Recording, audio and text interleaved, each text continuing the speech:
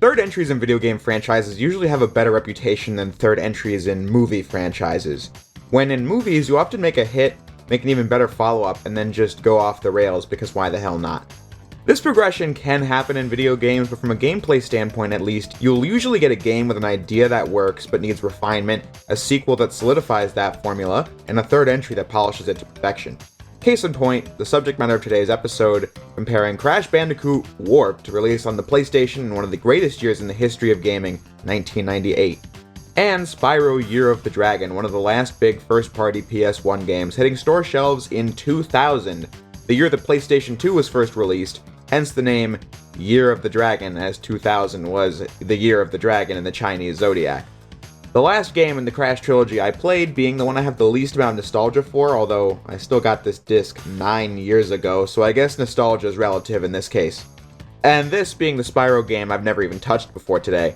Most fans seem to think Crash 3 is the best the series ever got, when Spyro 3 ranges from being the best, the second best, to Spyro 2, or even the worst. If you watched the previous two videos, you know that the first two Spyro games really didn't do too much for me, however I will say right out of the gate, I actually really liked Spyro 3.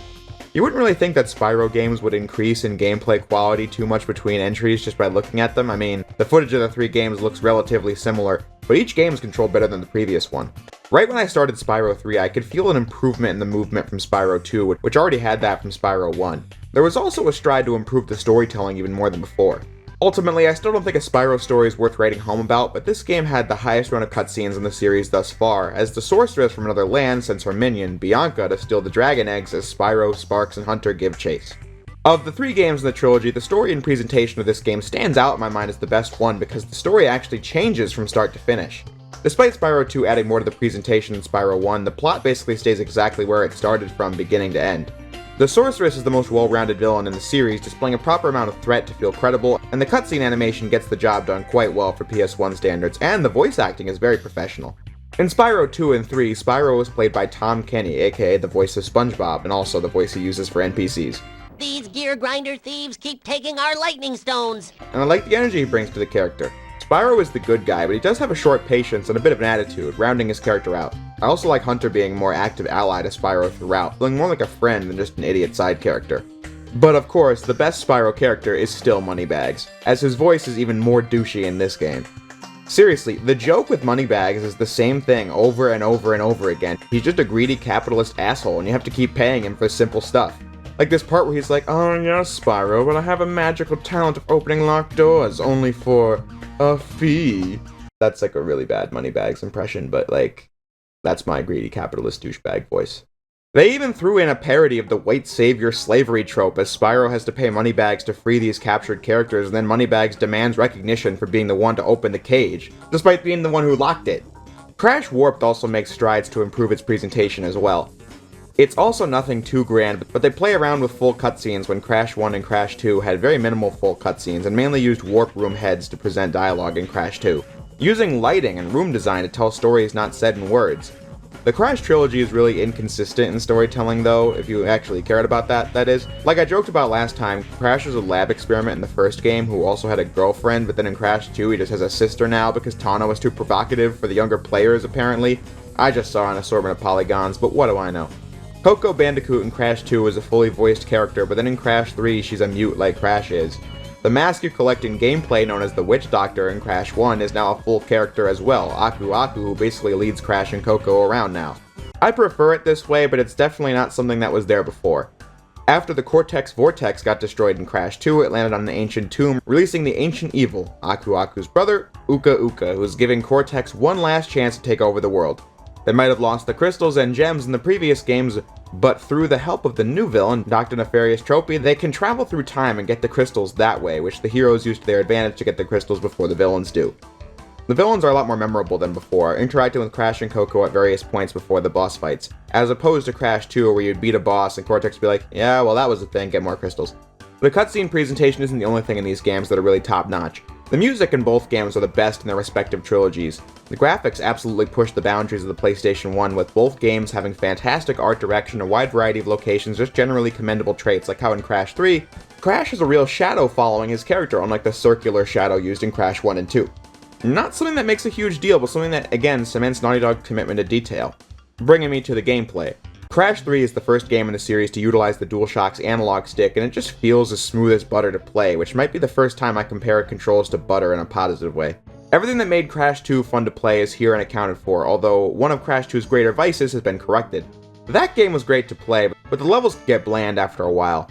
I noticed this when editing my previous Crash vs. Spyro video, but there were stages that were completely different but looked like I was using the same level again and again because Crash 2 didn't have a high variety of stages. The biggest gain Crash 3 gets from the Time Twister is that we can play in a bunch of different areas like medieval castles, prehistoric caves, the Great Wall of China, ancient Arabia, the future, space, underwater, the 1950s motorcycle chases, war-era biplane duels, and so on. Otherwise, the name of the game remains the same. Bring Crash from one side of the map to the other, collecting fruit, smashing boxes and enemies along the way, grabbing the crystal before the stage is over. With breaks from the main content coming in bonus maps, secrets, and again all the stuff that was there in Crash 2. With Coco taking Crash's place during most of the vehicle sections that are the best in the series thus far. With quality of life improvements like how the box count shows the total tally of the entire stage as you play it, and the fact that the 10 fruit crates now need 5 hits instead of 10. But as if it wasn't enough variety for you, beating a boss fight gives Crash a new ability, like a double jump or the super spin, which can allow for more complex platforming in the stages than it was ever allowed in the series before. Or sprinting, which adds to the post-games. After getting the crystal on a stage, Crash must then complete the time trial, where you get a relic for beating the best time.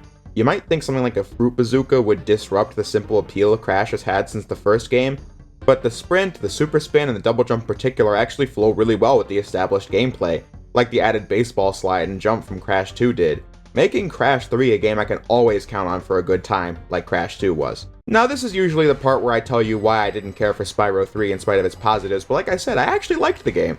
It's certainly not the kind of game you'd see me replay as often as Crash 2 or 3, and I don't even play those games that often anyway, but Spyro 3 was a game I could at least see myself wanting to play again, unlike the first two. Now, the main gameplay loop is still the same. Run around collecting gems, doing tasks to get the main collectible and such, but there was something about the level design and tasks of Spyro 3 that felt more engaging to play.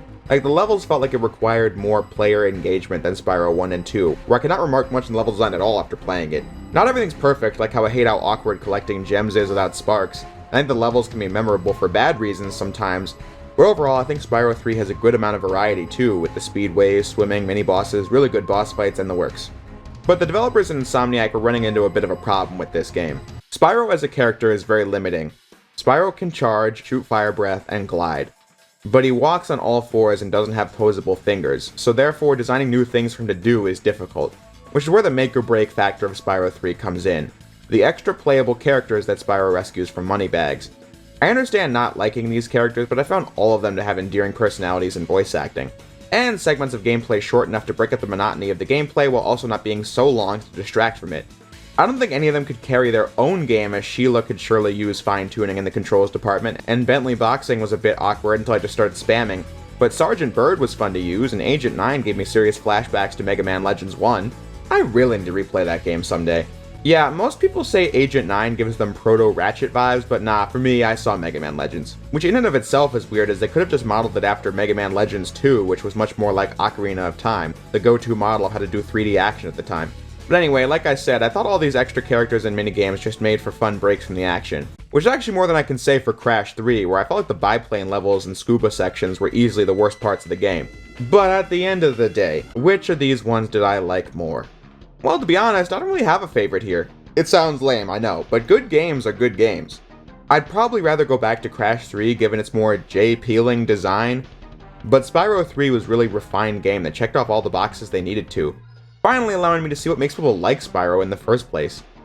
After Warped, Naughty Dog made Crash Team Racing, which I'll discuss in a later video, but still, this pretty much marks the end of the PS1 era of Naughty Dog and Insomniac games. I wasn't there because I was born shortly after Spyro 3 was released, but like I alluded to in the Crash 1 vs. Spyro 1 episode, these games and this whole time period in gaming history just feels very nostalgic to me, as every single game released was making history. Developers were trying their best to take advantage of the hardware capabilities they had and produce the best quality they could. Also carrying a lot of nostalgia for me is the time period where I came to learn of these things for the first time. At the end of the day, I think this versus battle idea didn't really pan out the way I had hoped, so I might scrap it and just do individual videos on Jak and Daxter and Ratchet & Clank, but we'll have to wait and see on that one.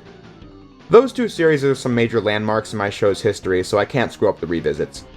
But in any case, I'm glad I did it, because I was not a fan of Spyro before now, and while I'm not super into the games, I might never have gotten around to playing them without this idea. as I for sure would have done Crash reviews with or without Spyro. But I think that's enough rambling. I'm not done with Crash and Spyro just yet, as the next thing I want to do with these two franchises will be looking at the PS4-era remakes of the trilogies. Yeah, I didn't forget about those, I just didn't feel like discussing them as if they spoke for the original work, as I don't think they do. Then I'll compare CTR to its remake. Hope you'll all join me for those. In the meantime, thank you all for watching, and I'll see you next time.